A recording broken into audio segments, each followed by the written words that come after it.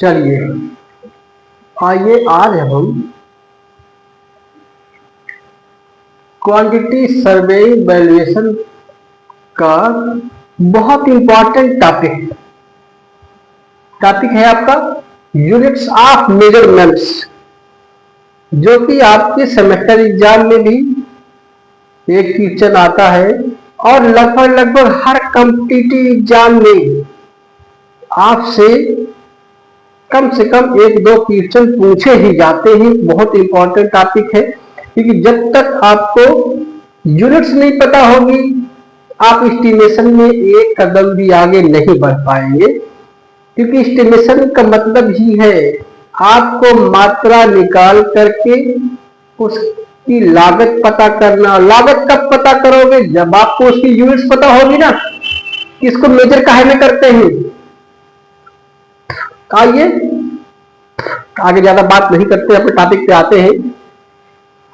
कुछ टॉपिक्स आपके दी गई हैं, यहाँ पे दिया गया है आपका आइटम्स और यहाँ पे आपका यूनिट्स दिखाई गई हैं। तो आइटम में देखिए एक एक टर्म को देखते जाइए।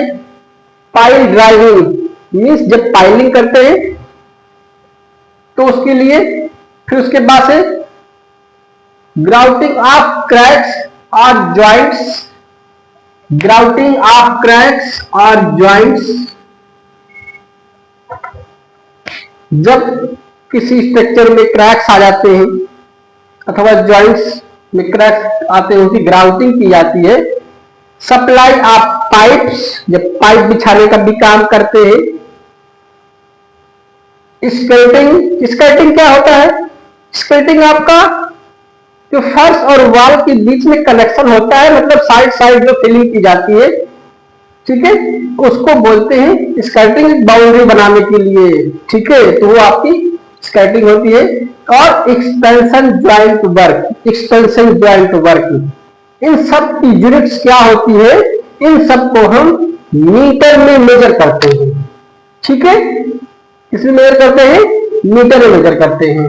आगे बात करते हैं, हमने बहुत ही सिलेक्टेड पॉइंट्स लिए हैं और बहुत ही शार्ट में इसको कंसाइज करके बनाने का प्रयास किया है, जिससे आपको तैयार करने की कोई समस्या नहीं आनी चाहिए। आगे बात करते हैं, आइए। नेक्स्ट पॉइंट है आपका प्लास्टरिंग। सब कोई हर स्टूडेंट जानता होगा प्लास्टरिंग क्या होती है, प्लास्टर करना होता है। आपको ये भी पता होगा कि एक मेसन एक्सटेंडर आपका कितना एक दिन में पर डे कितना प्लास्टरिंग करता है, 8 मीटर स्क्वायर होता है। ठीक है, आगे बात करते हैं पॉइंटिंग। पॉइंटिंग भी आपको पता होगा क्या होता है। स्पेशल डिजाइन के लिए जब वॉल की चिनाई होती है, वहां पे जब डिजाइन बनाई जाती है जिससे आपकी दीवार की फिनिशिंग अच्छी दिखाई दे, ठीक है, उसके लिए पॉइंटिंग होती है। डैडो, डैडो भी आपको पता होगा, जब दीवारों में कुछ हाइट तक टाइल्स वगैरह लगा दी जाती है उसको डैडो बोलते हैं। फिर आपका व्हाइट वॉशिंग आपको पता होगा, चुनाई पुताई। Distempering, distempering, painting, polishing, removing of paint, tile roof, ceiling, ceiling लगवाते हैं। Centering and shuttering, centering and shuttering proper आपको पता है, स्टील वर्क होता है, उसके शटरिंग का काम होता है। DPC, dam proof course, seal लोग रद्दा, क्लीनिंग ऑफ कैनाल, जब कैनाल क्लीनिंग करते हैं। सरफेस ड्रेसिंग, सरफेस ड्रेसिंग आपको समझ में आनी चाहिए क्या होती है। जब मान लो कोई हमने फाउंडेशन का इस अर्थवर्क में इंस्टॉलेशन करवा लिया है तो उसमें बहुत सी लूज मिट्टी लेफ्ट रह जाती, छूट जाती है। उस लूज मिट्टी को वहां से हटाना बाई जेसीबी, एक साइड देखिए जेसीबी में एक्सकवेशन के लिए लगा होता है, दूसरे साइड उसको क्लीन करने के लिए। तो या तो जेसीबी से बड़ा काम है तो जेसीबी से करवा दीजिए, अदरवाइज मैनुअली करवा दीजिए। तो वहां का वो वहां से लूज मिट्टी को हटाना ही आपका सरफेस ड्रेसिंग है। फिर उसके बाद से would work in door and shutters, door बनाने या शटर्स में जो लकड़ी का काम होता है वो। Would work in partition and plywood, ठीक है। तो इन सब में जो आपकी यूनिट्स आती है वो क्या आती है? Square metres. बहुत इंपॉर्टेंट है, आपको 2 से 3 बार इसको सिर्फ देखना है, इससे ज्यादा आपके कंपटीशन में तो खैर हो सकता है वेरिएशन थोड़ा बहुत, ठीक है, थोड़ा बहुत, लेकिन आपके सेमेस्टर में इसे बाहर नहीं आएगा। और कंपटीशन में थोड़ा बहुत है, इसके लिए आपको थोड़ा डीप में जाना पड़ेगा। हमने मोस्ट जब तक अभी के पेपर्स दिखाए जाते हैं उससे मोस्ट टॉपिक हमने उठा करके सेट कर दिया है। उसके बाद से देखिए आगे बात करते हैं अर्थवर्क इन एक्सकावेशन। अर्थवर्क इन एक्सकावेशन की बात करते हैं, मिट्टी खुदाई की बात आती है ना, तो वही होता है earthwork excavation. Quarrying of stones, quarrying of stones means जैसे मिट्टी खुदाई कर रहे हो, जैसे पत्थर की खुदाई।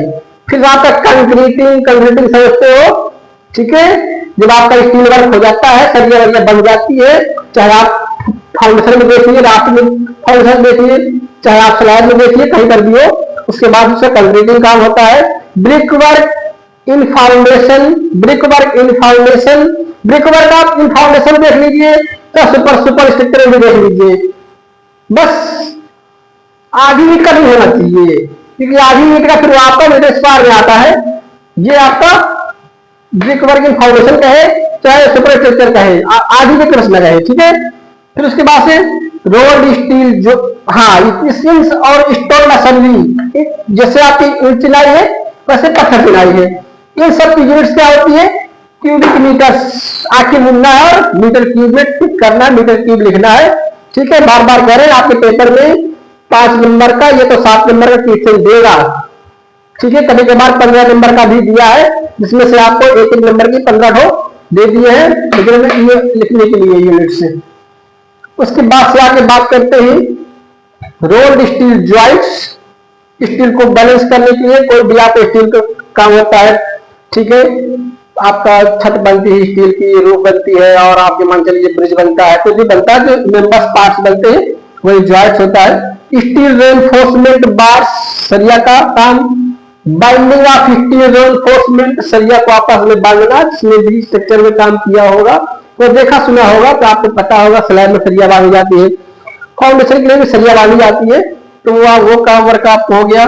फैब्रिकेशन एंड होस्टिंग, ये क्या होता है, fabrication and hosting. Fabrication and hosting means fabrication steel members का आपका तैयार होना, कहां पे, कहीं भी, मतलब साइड से बाहर कहीं पर भी स्टील मेंबर्स का बनना फैब्रिकेशन होता है। फिर उसको बाय ट्रांसपोर्टेशन हम अपने साइट में ले जाते हैं और वहां पे उसको अपने वर्क में यूज आते हैं, उसको होस्टिंग बोलते हैं, ठीक है। इसकी यूनिट क्या होती है, क्विंटल्स होती है, ठीक है। तो आपको इन सब बातों पे ध्यान देना है, टेक्निकल टर्म्स है, एक बार 2 बार इनको पढ़ना है। मोस्ट इंपॉर्टेंट हम फिर से लिख दे रहे हैं, मोस्ट इंपॉर्टेंट आपका ये टॉपिक है आपके कंपटीशन के लिए भी और सेमेस्टर के लिए भी, इसलिए आप इसको 1 से 2 बार वीडियो जरूर देखिए। यदि आपको लगता है कि ये हमारे सेमेस्टर के लिए, हमारे आगे कंपटीशन के लिए, फ्यूचर के लिए लाभप्रद है, तो आपको कुछ नहीं करना है, बस इस वीडियो को लाइक और सब्सक्राइब करना है, जो आपके दोस्त हैं उनके पास शेयर करना है, जिससे कि जब भी हम नया वीडियो बनाएं आपको मिलता रहे। चलिए आज के लिए इतना बहुत पर्याप्त है, धन्यवाद। और इस वीडियो को 1 से 2 बार देखिएगा जरूर, ठीक है। चलिए ठीक है, ओके।